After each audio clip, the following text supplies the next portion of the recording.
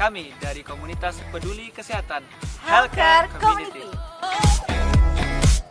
Pada Ramadan kali ini, kami akan mengangkatkan sebuah proyek sosial kesehatan yang berjudul Ramadan Baru B. Banyak cara untuk benahi kesehatan. Ada 4 program yang kami rencanakan. Yang pertama, Dexamethasone, Dekatan Kebersamaan Terbaik dalam Ramadan.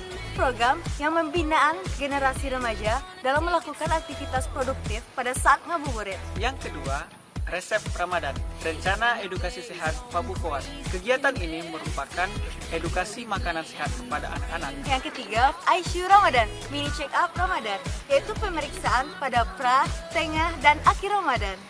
Yang keempat, Bebas Formalin, berbagai bahasan informasi lingkup kesehatan, yaitu merupakan edukasi dan informasi kesehatan via sosial media selama bulan Ramadan.